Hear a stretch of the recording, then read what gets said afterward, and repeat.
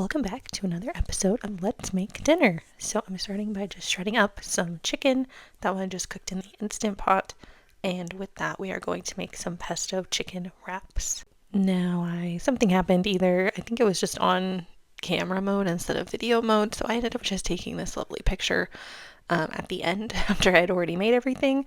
So on a tortilla you just cut halfway up, so you get kind of these 4 sections. So in one section I put down pesto, next section chicken, final section I put third section mozzarella cheese, sun-dried tomatoes, and then I still had 1/4 left, so I did more pesto and more chicken.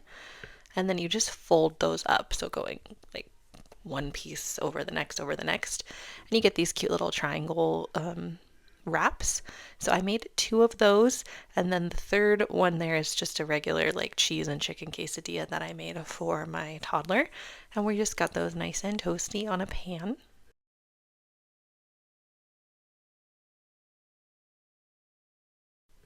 Once the outsides were pretty golden, I did put a lid on just to try to steam it a little bit to melt the cheese on the inside, and then we're just going to cut those down the middle, and they have such a nice pretty cross section with the pesto and the sun-dried tomatoes. It looks really cute. So we just put those on the plates, and then I served it up with some leftover vegetables that we had in the fridge from that week. So just a super easy, simple meal. I did a ton of green beans on my plate because I love green beans. And then we had some leftovers, roasted potatoes, carrots, and onions. And then my toddler got her quesadilla with some blueberries. But it was really delicious. I do recommend, if you have balsamic glaze, give it a little drizzle, top notch. Next up, we've got a nice crockpot dinner. Love a good crockpot dinner, especially as we're going into soup season. So I had this just chuck roast in the freezer. Let that thaw overnight, and then I popped that in the crock pot with some peppers and onions, and then this Fajita sauce packet that I got at the dollar store. It was like Saucy Lips was the brand. I think next time I would get 2. I had just gotten the 1 packet, and then added in some garlic and just kind of let that do its thing all day. So good. Served it over some pinto beans, some cilantro lime rice. That was just a dollar store find. So just one of those like 90-second rice packets, a little cilantro, a little squeeze of lime if you have it, and then of course like a tortilla on the side. This was like a really easy but really delicious, because how can you go wrong with steak meal? And then next up, because we are still feeling the nice hot months over here, I just did a nice classic sandwich situation. So on this yummy sourdough bread that I had picked up from the grocery store, we're just going in with like your usual suspects, because I'm a Miracle Whip fan. Miracle Whip over mayo every day, all day, every day over here. And then this red wine vinaigrette from Wishbone is definitely a favorite. I used to work at a European deli in college, and one of their little secret things that they always put on sandwiches was like a red wine vinaigrette, and I swear it's like been my favorite thing to do ever since then. And then we're going in with some cheddar cheese, and then I also have pepper turkey, and then some I don't even know if I'm going to say it right, the Genoa salami. Pepper turkey is a favorite. I just got these from Walmart.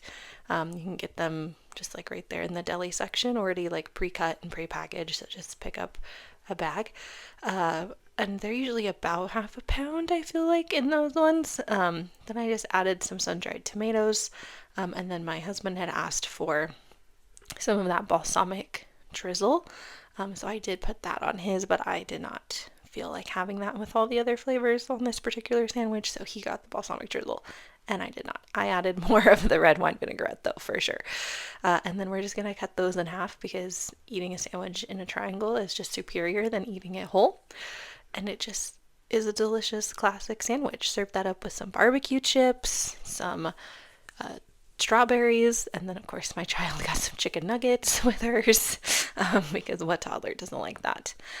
Going into the freezer for our next dinner, I had some leftover chicken pot pie that we had, from a few months back.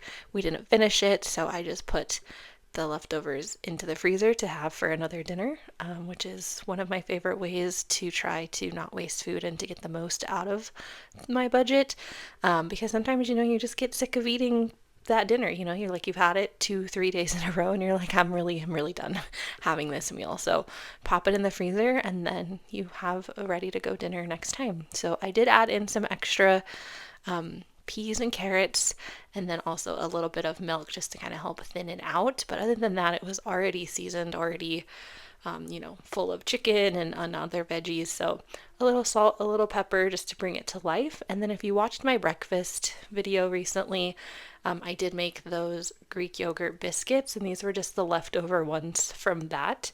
And we just chopped those up, ate that just like chicken pot pie. When I filmed this video, it was around 4th of July. So that weekend we went to one of our favorite little outdoor fruit and vegetable stands near our house and just kind of walked around, got some yummy produce. I got these nice zucchinis from there. And then I made a nice ranch chicken kind of one pot meal.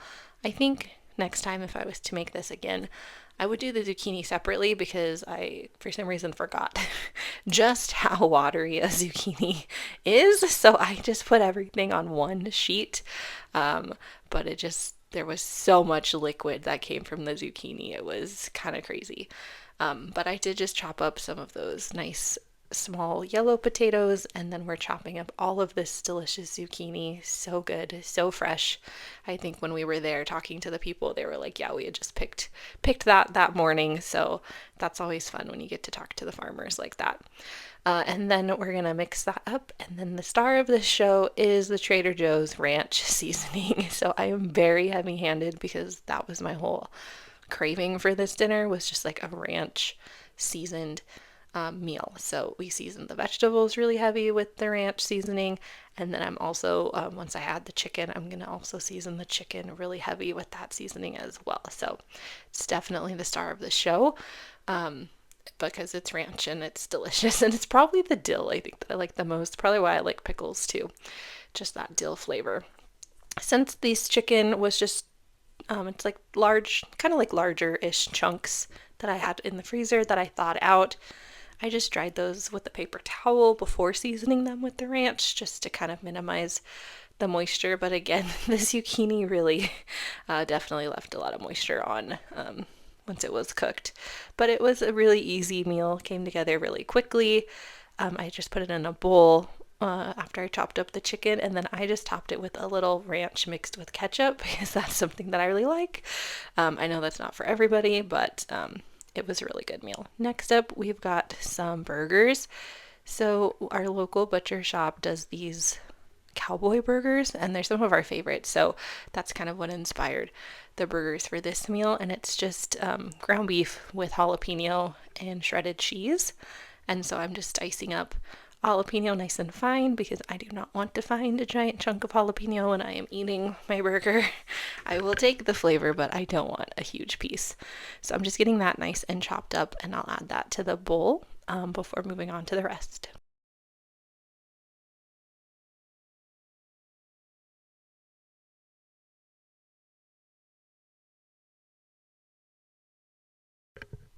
After adding in that jalapeno, we're going to add in our shredded cheddar cheese, and then I'm going in with 2 pounds of ground beef. If you watched one of my previous Let's Make Dinner videos, these are just some of the, I always get like a bulk bag of ground beef and then split it up, so that's what this is from. And then I got that just like started to mix with the cheddar cheese and the jalapeno, and then my husband went in with seasonings. I cannot tell you everything that was used here because when my husband seasons food, it's just like he gets the entire spice cabinet out of the pantry. So I know that there's like burger seasoning, salt, pepper, onion powder, garlic powder. There's this black garlic that he really likes. It's from Trader Joe's. He always throws that in stuff. I'm sure there's red pepper flakes. There's a couple Kinders, seasoning mixes, and then always a little bit of coffee. So he's definitely heavy-handed with that seasoning, but then I just go in and get that all mixed up. My goal was to get 8 patties out of this because, like I said, I was using 2 pounds of the ground beef. So I didn't weigh it or anything. I could have, but I just kind of just eyeballed it and just started kind of breaking it in. Like I split it in half and then kind of viewed each section as fourths. So that's what my goal was there. And I did end up actually getting the 8 patties out of it. So we got a nice dinner and then plus a good amount for leftovers, which is always my favorite thing with dinner, is to have lunch for the next day at the very least, if not another dinner out of it. So always good when that happens. And then he just got those cooked up on the grill. And to the air fryer, I had the leftover ranch, potatoes, and zucchini. So I did pop that in the air fryer, served it up with a Baja Blast because that is my favorite soda for sure. We love a good burger dinner. So easy, so delicious. Next up, we've got a super simple mac and cheese, but like elevated mac and cheese. So I'm cutting up this turkey smoked sausage because that's like one of my favorite ways to just add a little extra protein and a little extra bulk to a simple box mac and cheese dinner. So we're just going to get that chopped up and then get it browned in a pan. And then of course we're going to be adding in some broccoli. Always love to add a little veggie. We're using this Goodles mac and cheese because it is a higher protein mac and cheese for sure. That's kind of its whole like marketing thing. But I always like to add a little meat as well. So into my pan, once my sausage was browned, I added a little extra butter, put in some of the broccoli, which I did cook in the microwave to the directions, and then I just chopped it up so they were all kind of similar size pieces.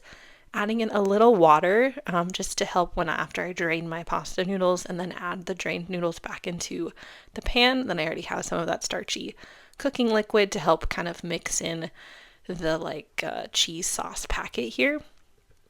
And then we were going with a white cheddar sauce packet that night. So I just kind of went in. It might have been easier if I had just done the mac and cheese in the mac and cheese pot and then added it to it, but I made it work and just really kind of tried to use that hot starchy cooking liquid to help break down the cheese packet. But it was a really good dinner. Came together really quickly, which is always nice on a busy evening. And still packed a nice punch in terms of nutrients and protein and all of that good stuff that you look for when you're making a dinner. Next up, I decided I was feeling a little homemakery, so I made my own bread.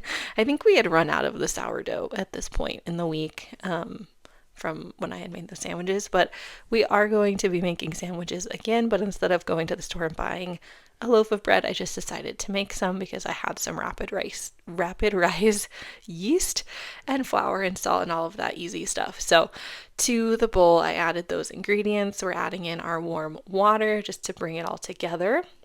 This was a very just kind of last minute rustic bread preparation, nothing fancy.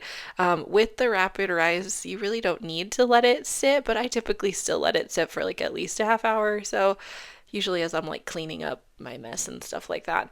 And then 2 parchment paper dusted with flour. I'm just giving it a nice quick knead. One, I find it very therapeutic to knead bread. It smells delicious. It's super fun. I love the texture. So we're going to give that a nice knead, and then I'm going to just split it in half. Looking back, I think it would have been better if I had split it into fourths. Thirds at the least, but fourths would probably have been better. But yeah, so I'm putting that back in the bowl, and then we're just going to let that sit for a little bit. And before I split it into its 2 pieces. There were definitely not even pieces. You'll see once the bake is done that they're quite different in size. But it all worked out. It was still edible and delicious. So once it's cut in half, I did just kind of tuck in the ends and then give it a roll to make kind of the like Subway sandwich roll look. Popped those onto a baking sheet, and then I scored them with just 3 little slits down the top before popping those in the oven. You'll notice that back piece definitely it kind of exploded. The first piece looked a little more reasonable, but I think if I had made them into fourths, they would have been much cuter little sandwich rolls, which is kind of what I was going for. And then again, kind of the same suspects as before in terms of the sandwich. We've got the Miracle Whip, we've got pickles, we've got meat. Oh, look at that cross section of the bread. I can smell it from here. So good. So I did just cut that in half, and then we each kind of got our own half as I was making the sandwiches.